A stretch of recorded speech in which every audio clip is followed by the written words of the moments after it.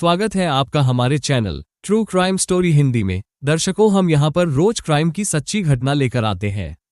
आप पहली बार हमारे चैनल पर आए हैं तो कृपया चैनल को सब्सक्राइब जरूर करें। चलिए शुरू करते हैं आज की सच्ची घटना। लखीमपुर खीरी में गोकर्णनाथ बाजार में शाम की भीड़ भाड़ थी। लोगों की आवाजाही की परवाह किए बगैर मोनिका अपनी स्कूटी का हॉर्न बजाती फर्राटा भरती जा रही थी। तभी सामने एक युवक आ गया। वो टकराते टकराते बचा। उस युवक ने दोनों हाथों से स्कूटी का हैंडल पकड़ लिया। नाराजगी दिखाते हुए बोला, स्कूटी इतनी तेज क्यों चला रही हो? तुम कौन हो मुझे रोकने टोकने वाले? मोनिका भी उसी लहजे में तपाक से बोली, मुझे चोट लग जाती तो वैसे मैं पुलिस वाला हूं। युवक बोला, लगी तो नहीं, बगैर वर्दी के ड्यूटी कर रहे हैं। चलो सामने से हटो। मोनिका बोली, गलती करती हो फिर भी इतनी ऐठ रही हो। तुम हो कौन जो इतने तेवर दिखा रही हो? युवक बोला, अगर कहूं कि मैं भी पुलिस वाली हूं तो? झूठ, तुम पुलिस वाली हो ही नहीं। देखो तुम्हारा आला नीचे गिरा हुआ है। युवक बोला। मोनिका ने नीचे देखा, सड़क पर उसका स्टेथोस्कोप गिरा हुआ था। तब तक सड़क पर उनके आगे पीछे कई गाड़ियां खड़ी हो गई थीं। जाम हटाने के लिए एक सिपाही वहां आया। आते ही उसने उस युवक को सैल्यूट मारा। इसके बाद वो युवक वहां से चला गया। तब तक मोनिका अपनी स्कूटी दोबारा स्टार्ट कर चुकी थी। युवक के जाते ही उसने सिपाही से पूछा, तुमने उसे सैल्यूट क्यों मारा? कौन था वह? मैडम, आप नहीं जानती, वो पुलिस अफसर है। ये कहते हुए सिपाही वहां से चला गया। मोनिका कुछ पल के लिए सिपाही की बात सुनकर स्तब्ध रह गई। गलती उसकी थी, भीड़ में स्कूटी तेज नहीं चलानी चाहिए थी। स्कूटी के सामने युवक की जगह कोई बुजुर्ग, बच्चा या महिला होती तो? ये सोचकर वो सिहर गई। उसे एक अच्छी डॉक्टर बनना है। उसके प्रोफेशन के लिए तेज स्कूटी दौड़ाना या बगैर आगे पीछे सोचे समझे स्टूडेंट वाला तेवर दिखाना ठीक नहीं है। मोनिका ऐसा ही कुछ सोचते सोचते बाजार के भीड़भाड़ वाले इलाके से बाहर निकल आई थी। सड़क पर उसे वही युवक बाइक पर सामने जाता दिखा। उसने सोचा चलकर अपनी गलती के लिए उसे सॉरी बोल दे, और फिर उसने स्कूटी की रफ्तार बढ़ा दी। कुछ मिनटों में ही वो उसकी बाइक के पीछे थी। हॉर्न बजाया। बाइक पर सवार युवक ने साइड मिरर में मोनिका को देख लिया था। उसने बाइक रोक दी। उसके साथ मोनिका ने भी अपनी स्कूटी रोककर बाएं पैर को जमीन पर टिका लिया। फिर टक्कर मारने का इरादा है क्या? युवक ने मजाक किया। नहीं सर, ऐसा बोलकर आप मुझे शर्मिंदा कर रहे हैं। मैं अपनी गलती के लिए सॉरी बोलने आई हूं। मैं आपको पहचान नहीं पाई। मोनिका बोली, कोई बात नहीं, अनजाने में ऐसी गलतियां हो जाती हैं। तुम्हें अपनी गलती का एहसास हो गया, इससे अच्छी बात और क्या हो सकती है? सर, आपका नाम क्या है, किस थाने में है? मोनिका ने जिज्ञासावश पूछ लिया। मैं शिवम मिश्रा हूँ। मेरी अभी डिप्टी एसपी की ट्रेनिंग चल रही है। सुल्तानपुर जिले की पुलिस लाइन में हूँ। और आप किस अस्पताल में डॉक्टर हैं? युवक ने पूछा। सर, मैं अभी मेडिकल स्टूडेंट हूँ। लखनऊ के प्रबुद्ध मेडिकल कॉलेज में बीएमएस थर्ड ईयर पूरा होने वाला है। अगले साल अप्रैल से इंटर्नशिप शुरू हो जाएगा, लेकिन कोरोना की वजह से अभी से ही सीनियर को असिस्ट करने के लिए ड्यूटी पर लगा दिया गया है। मोनिका बोली। नाम क्या है आपका? सर, मोनिका पांडेय। मुझे सर मत बोलो, हम लोग एक ही उम्र के हैं। क्या हम लोग कहीं चाय या कॉफी पी सकते हैं? मोनिका झिझकते हुए बोली, क्यों नहीं, इसी के साथ हमारी कड़वाहट मिठास में बदल जाएगी। लेकिन हाँ, पैसे मैं खर्च करूंगा, शिवम बोले। तो फिर चलें, पास में ही एक छोटी सी दुकान है, वहां अच्छी चाय और कॉफी मिलती है, बैठने की भी जगह है। मोनिका और शिवम की यह मुलाकात जनवरी 2021 की थी। उस रोज दोनों ने कॉफी पीते हुए कुछ मुश्किल से 15 मिनट ही गुजारे होंगे, लेकिन इस बीच उन्होंने काफी बातें की। उन्होंने अपने अपने प्रोफेशन से लेकर देश दुनिया तक की बातें की। एक दूसरे के प्रति लगाव महसूस किया। विदा होने से पहले एक दूसरे का मोबाइल नंबर भी एक्सचेंज कर लिया। उसके बाद मोनिका और शिवम कई बार मिले, कभी कॉफी पीने के लिए तो कभी लंच और डिनर के टेबल पर। इस बीच वे एक दूसरे के काफी करीब आ चुके थे, क्योंकि उनके विचार मिल गए थे। संयोग कहें या दोनों का सौभाग्य कि दोनों सजातीय ब्राह्मण परिवार भी थे। एक साल तेजी से निकल गया। दिसंबर 2021 आते आते मोनिका ने महसूस किया कि शिवम ही उसका जीवन साथी बनने लायक है। कुछ इसी तरह की भावना शिवम की भी बन गई थी। एक दिन दोनों ने अपने अपने दिल की बात जाहिर भी कर डाली। शिवम मिश्रा उत्तर प्रदेश में प्रयागराज के रहने वाले थे, जबकि मोनिका पांडेय लखीमपुर खीरी, गोला, गोकर्णनाथ की रहने वाली थी। उसके परिवार में मां और भाई है। भाई अभिषेक पांडेय शादीशुदा है, जबकि पिता राकेश पांडेय के बारे में कई तरह की संदिग्ध बातें हैं। कोई कहता है कि वे जीवित नहीं है, तो कोई कहता है कि वो किसी दूसरे शहर में रह रहे हैं।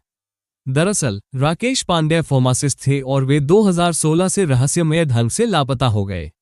मोनिका की मां राकेश पांड्या की दूसरी पत्नी है। वह एएनएम है। परिवार में 3 बच्चे हैं, 2 बेटियां अंजलि और मोनिका और बेटा अभिषेक। अंजलि राकेश पांड्या की पहली पत्नी की बेटी है जो बाराबंकी में ब्याही हुई है। राकेश पांड्या के बारे में पास पड़ोस एवं उनके दोस्तों का कहना है कि वो हद से ज्यादा शराब पीते थे। वर्ष 2016 में अचानक गायब हो गए। 6 साल से उनका कुछ पता नहीं चल पाया है। वर्ष 2018 में उनके बेटे अभिषेक ने अपने फेसबुक पेज पर पिता की फोटो डालकर तलाश करने की कोशिश की थी। उसने एक मैसेज लिखा था, ये मेरे पापा है, कुछ टाइम से मिसिंग है, प्लीज शेयर इट। जिसको भी पता चले वो इस नंबर पर कॉल करके इन्फॉर्म कर दे। आप सबकी बहुत मेहरबानी होगी। प्लीज मेरी रिक्वेस्ट है आप सभी से, मेरे परिवार को पूरा करने में हमारी हेल्प करें। इसी के साथ 2 मोबाइल नंबर दिए गए थे। मोनिका और शिवम की चैटिंग, कॉलिंग और डेटिंग तीनों जोरों पर थी। इसी के साथ उनके दिलों में अंकुरित हुआ प्रेम का बीज धीरे धीरे पौधा बन चुका था। उसमें फूल की कली भी निकल आई थी। उसके फूल खिलने को थे। मोनिका का पढ़ाई के सिलसिले में लखनऊ आना जाना लगा रहता था। वो जब भी लखीमपुर खीरी आती शिवम से जरूर मिलती। दोनों अच्छा खासा समय साथ साथ गुजारते थे। उनका प्रेम परवान चढ़ चुका था और उसकी खुशबू भी फैलने लगी थी। शिवम के दोस्त और रिश्तेदारों ने उसके प्रेम को महत्व दिया, जबकि मोनिका के घर परिवार वाले भी उसके प्रेम के बारे में सब कुछ जानने के लिए उत्सुक हो गए। खासकर उसकी मां शिवम से मिलने को उत्साहित थी।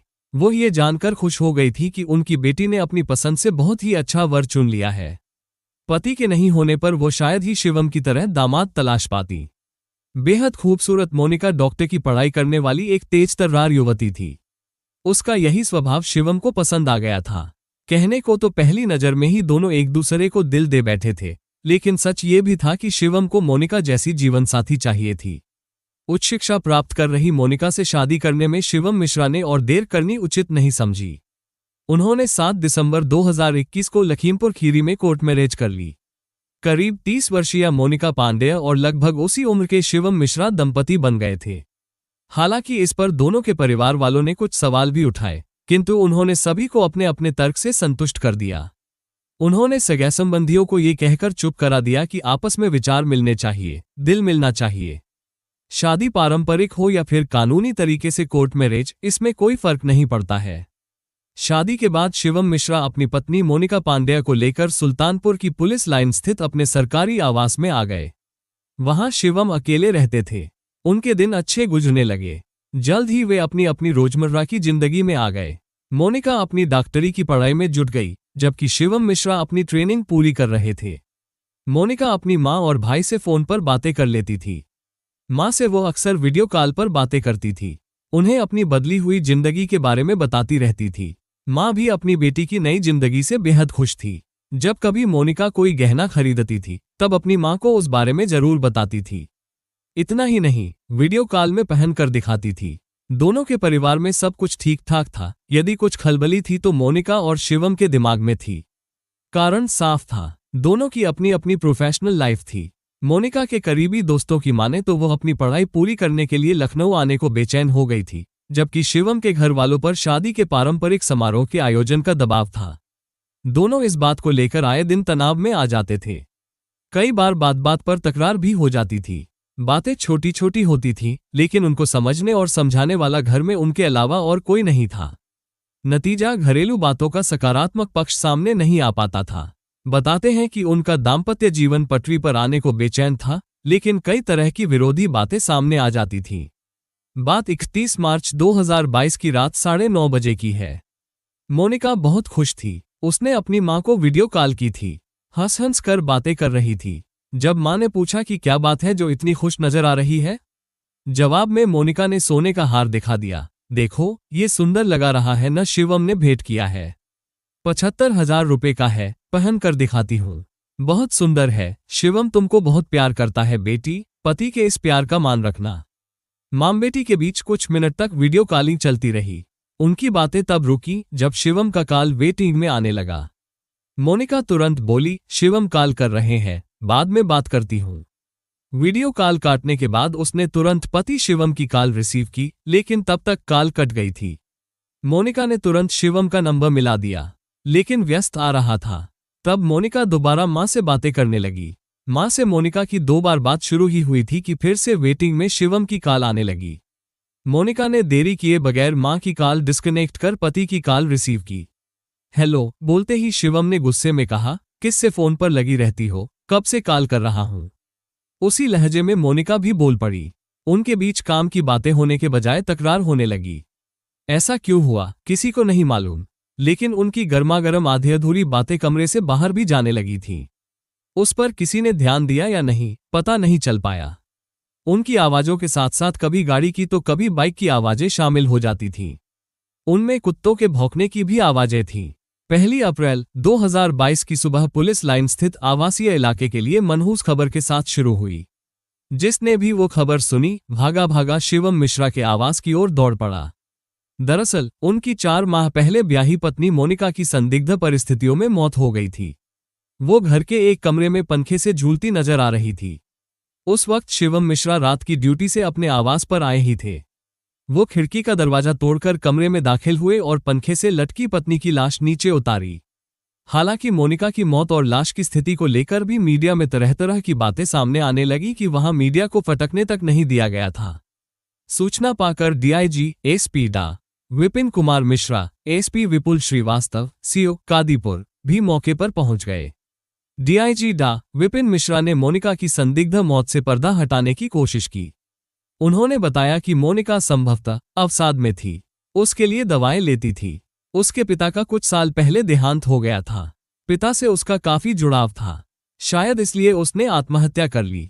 उसकी मौत पर जांच को लेकर किए गए सवाल पर उन्होंने बताया कि मोनिका के परिजनों की तरफ से कोई तहरीर नहीं दी गई है, इसलिए अभी आगे की जांच शुरू नहीं हुई है। मीडिया कर्मियों ने अपने स्तर से मोनिका और शिवम के प्रेम संबंध और 125 दिनों की विवाहित जिंदगी के बारे पता किया। मालूम हुआ कि शिवम पहले से शादीशुदा है।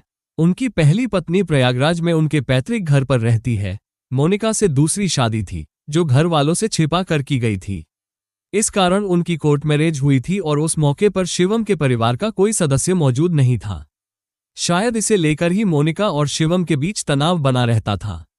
मोनिका को भी इसकी जानकारी शादी के बाद हुई थी। हालांकि मोनिका की मां ने बाद में इन तमाम बातों को अफवाह और बेबुनियाद बताया। उनका कहना था कि शिवम मोनिका से बहुत प्यार करते थे और उसकी देखभाल और सुरक्षा के लिए हमेशा चिंतित रहते थे। वो लखीमपुर आती थी तो साथ में ड्राइवर को भेजते थे। मोनिका की मां ने घटना के दिन हुई वीडियो कॉलिंग की बात भी बताई। उन्होंने कहा कि उस दिन शिवम का दिया हुआ सोने का कीमती हार पाकर मोनिका बहुत खुश थी। घटनास्थल से पोस्टमार्टम हाउस तक और फिर शमशान तक मोनिका के पति शिवम मिश्रा और अन्य परिजनों के साथ पुलिस की मौजूदगी बनी रही। बहरहाल मोनिका ने आत्महत्या से पहले कोई सुसाइड नोट नहीं छोड़ा था। यह मीडिया में उठने वाला एक सवाल बन गया। कारण आमतौर पर आत्महत्या करने वाला पढ़ा लिखा व्यक्ति यह लिख कर जाता है कि वो किन कारणों से मौत को गले लगा रहा है। डा विपिन मिश्रा ने एक वीडियो की बात भी की है जिसमें मोनिका कह रही है कि वह अपने पिता से बहुत अटैच्ड है और अपनी जिंदगी से परेशान है, मगर वो वीडियो मीडिया कर्मियों को नहीं दिखाया गया। कथा लिखने तक मोनिका के आत्महत्या करने की वजह सामने नहीं आ सकी थी। लोग तरह तरह की चर्चाएं कर रहे थे। कथा जनचर्चा और मीडिया की खबरों पर आधारित कथा का नाटकीय रूपांतरण किया गया है। मिलते हैं दर्शकों एक और सच्ची कहानी लेकर, तब तक अपना ख्याल रखें और जुर्म के खिलाफ लड़ने की इस मुहिम में हमारा साथ देने के लिए कृपया चैनल को सब्सक्राइब और वीडियो को लाइक जरूर करें। जय हिंद।